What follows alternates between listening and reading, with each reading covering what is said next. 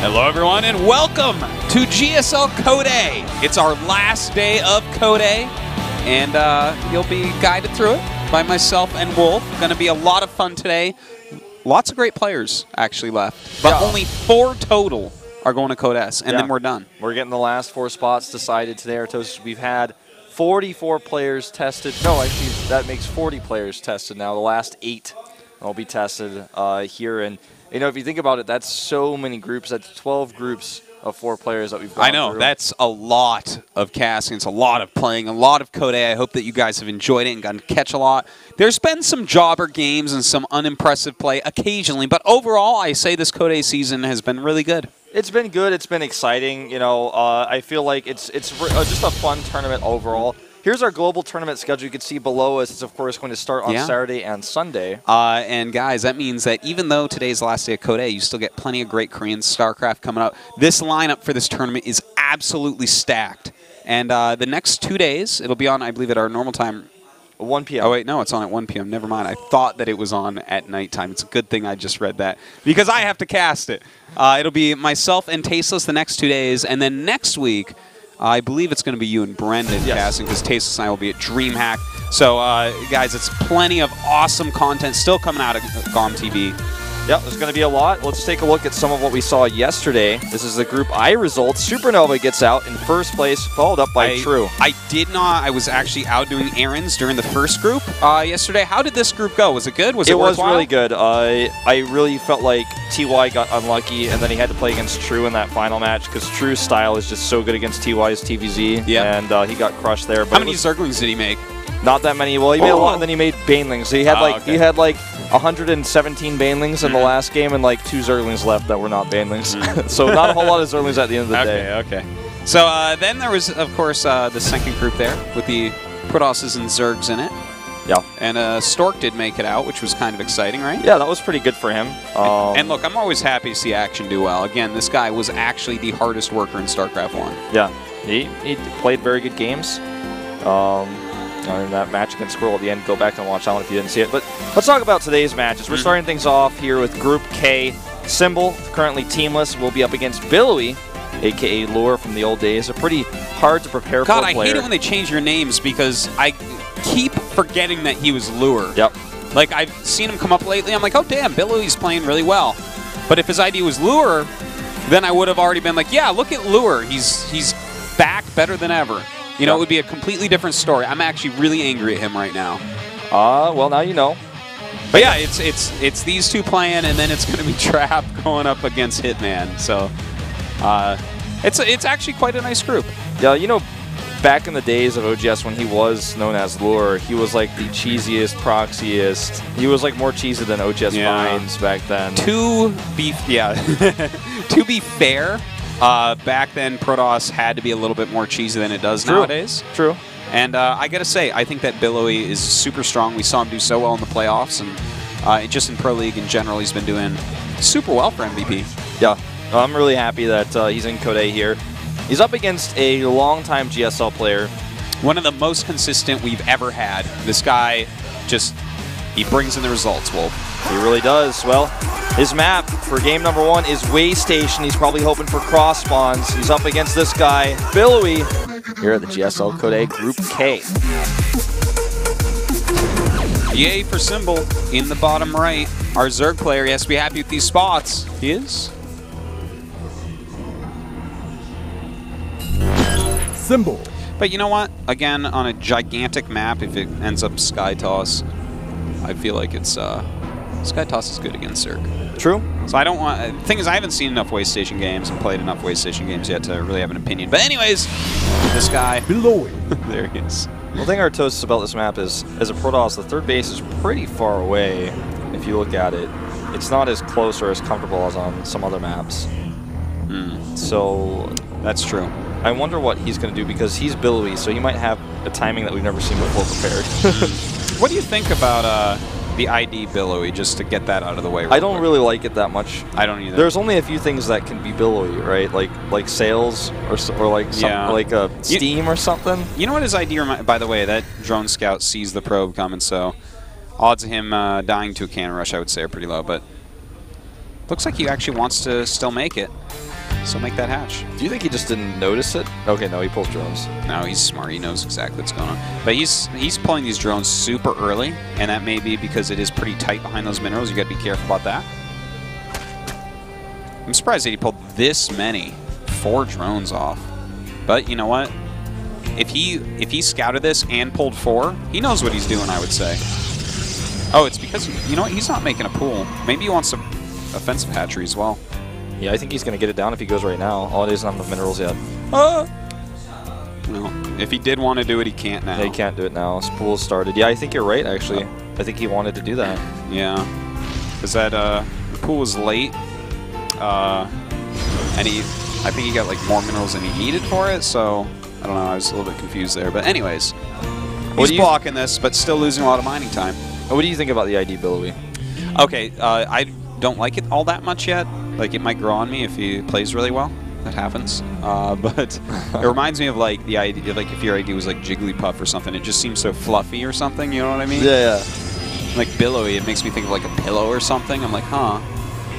Yeah, the only time I could ever use the sentence, you know, that has it's like the sails were billowing or something, but like being billowy, now that is like you are able to billow, like you have that quality, like it's that sort of adjective. Well, this guy definitely has a lot of wind in his sails with how well he's been doing recently, Wolf. So his sails would be billowy were he to have them. Yeah. Metaphorically speaking, his metaphorical sails are billowy. Okay. I once asked him why he made the ID Billowy, and I think he said he thought it sounded funny. And I'm like, well, it certainly does. He got that right. All right, well, you know what? The ID did for him what he wanted, I guess. So, look at this, by the way. He's only mining out of 2 here in the main base, and he's taken both gas and natural. He's such a mind gamer, this guy. He's like... kind of interesting. He wants to show, like, it looks like he's taken 4 gases, it looks like. Yeah, now he's sending more probes in. Yeah, that is what it looks like, but he's actually now. It's funny the way he's balancing it too. Like he balanced the ones of the natural real quick to show that overlord. Thing is, looking at this, you have to be like, what the hell is this with this much gas this quickly? Like you're not even really mining minerals at your natural. Well, now he has a 4th similar, but he's still only like 2 and 2. This is kind of strange. I'm not even sure if that's the best efficiency that you actually. could get. I like it. This is actually kind of old what we're watching here. This is something that Sase was doing like about 100 years before anyone else. And StarCraft II is not, you know, it's like 4 years old, including the beta. So that's pretty impressive, Sase. But no, I mean the thing is, you get like 66. No wait, you get like, what was it? God, I used to know this. I don't know why it's not coming to my brain right now. It's early in the morning, guys. I'm sorry. Something like 80% mining efficiency, you know, with 2 probes in. So getting all your geysers quicker and putting 2 probes in each gives you like way more efficiency than having 3 and 2 of them. Like gives you way more gas. Everything's way more efficient for your mining. You're just going to get more resources in general. Yeah, so you just spend 150 extra minerals for that, I guess. You know, the extra 2 simulators. I guess that's really an interesting thought. I'd like to explore that more. I remember someone telling me about Sase doing something different with his gas mining, but yeah, that was a long time ago. So Sase always has balanced his gas differently, and nowadays a lot of people do it. Like he started the always take double geyser in main and put 2 probes in each because it's just so much better than using 3 probes in 1. You can just get so much more gas. Yeah. Thing is, it does cost 1 more probe mining, and it does cost the extra 75 minerals. So there are trade-offs. For sure. That's why StarCraft is an amazing game. There's always a trade-off somewhere. Well, this Warp Prism, I mean, I don't know about killing that Zergling. That feels a little bit suspicious. He's obviously trying to get that Warp Prism over there undetected to the island. And I guess, you know, since he's taken this island instead of the other one, killing that Zergling doesn't really matter too much. No. But it may make his opponent think he's taking the island on the right side. That's true. The funny thing is, if the Zergling were just a little bit further to the left, he would have seen this. So, maybe he should have gone south with that. But anyways, you know, just using some lifts. And if he's going to be out on the map for a bit, you may as well. Because your opponent may have a bunch of spores when you get over there. Especially since it's Symbol. You know, I always think of Symbol and Hyun as the same person. Well, it's like not really, but kind of, because they're like good friends. They were on the same team, and their styles can be very similar at times. Like, they both really like to go double Spore on their bases against Phoenix Plane. You can see that here. Yeah. And the thing is, if you scout for your opponent at all leading this match, you know that your Phoenixes are not going to kill as many drones as against other players. So to use a lift on a Zergling, I think, is not a bad play against Symbols specifically. Okay. Well, Billowy known to prepare quite well for his opponents. I'm a bit disappointed that Symbol sent his Overseer without checking the island, because he still doesn't know. He's got to start to figure it out, though, as there's not like enough gateways or anything to be like a timing attack on 2 bases, and there's no third. He could see that much, so should be able to figure this out pretty soon, pretty reasonably. And this is, I guess, a good idea by Billowy. I like it because I think otherwise taking the 3rd base is pretty tough on this map. You see how far away that is? Yeah, it is. It is pretty far away. You know, which one do you take? Do you take the top center? Do you take that one that's down, like the Zerg has chosen? Well, in this case, of course, he has chosen to take that island. And, you know, it works out well with the Phoenix opening, just because that's going to deter mutas until a little bit later, at least, which means you get more mining time out of your base. Look at what Symbol's doing. He's looking to go, looks like 3 base into Hive to get Vipers while he takes up 4th. And he's going to use the Roach Hydra composition with, I guess, Blinding Cloud be quite useful as well. He's got to be careful about how he balances his resources, though. He has a lot of gas, so that's going to make him pretty comfortable to make those Vipers. But they are very expensive this early on, because once he makes them, he doesn't have a ton of gas to bank up just yet. Well, right now this Overseer going to slow him down a little bit. Have you noticed that this week specifically, this has been like a very consistent thing that every Zerg player is doing? It's like suddenly you have to be doing this. What is this? Which piece are you talking about? Whoa, this is awesome. This? That is, well, he can mine gas with that, and I think very specifically he can recall his units over there and come in from an angle that his opponent does not expect. Can he hit the 5th base mineral line with overcharge too?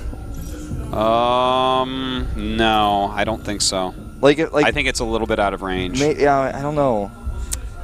I think that would be like a really funny thing to do. We have never seen anything like this before. I like the idea because the map is so big to be able to just use a warp and to immediately get across the map. Because if you're like massing up in your main base, let's say, and you immediately warp down there and then come from an angle your opponent doesn't, you know, have any idea that you're coming from. If this Zergling, for instance, leaves, and it does leave completely, if nothing is standing there, he won't see it until it's in his 4th, the attack.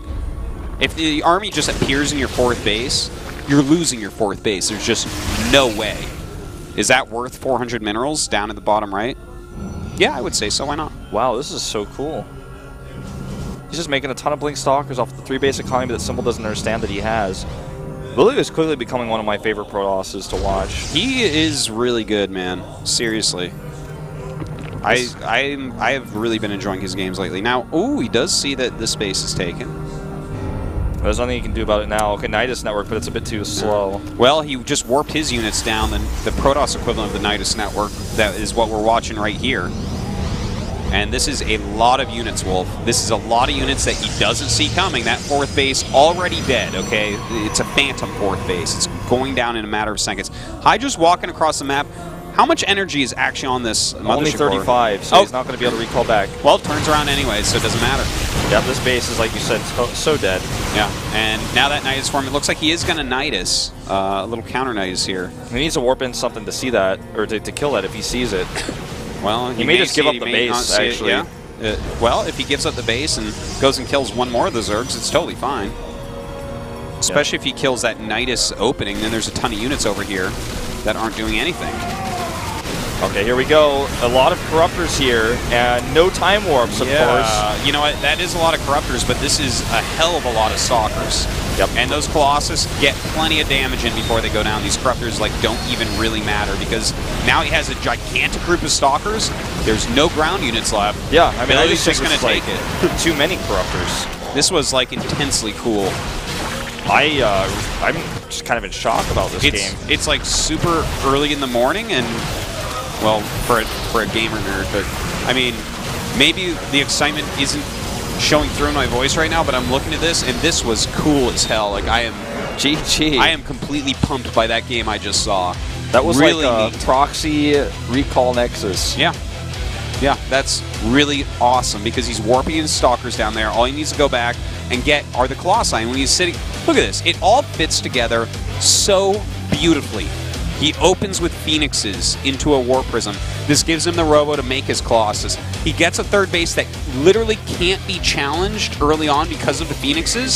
So he has 3 bases mining for free. The Colossus are being made at home, and those will defend any attack. You cannot attack in a 2-base that is making Colossus, right? Like that natural with the wall. You will never, ever break it, okay? So he's completely safe. Starts warping his army at a different location that's hard to scout, hard to figure out. Warps down there. You don't see the army until it's on your 4th. I wonder this if was he like even realizes how it got there. Like he's probably like he may not. Well, I mean, and the thing is, he doesn't have a coach or anything to like go and tell him what happened. Like he's teamless right now. He's here by himself. Oh man, but that was intensely cool by Billowy. What a cool player he's becoming. He just does not play by the rules.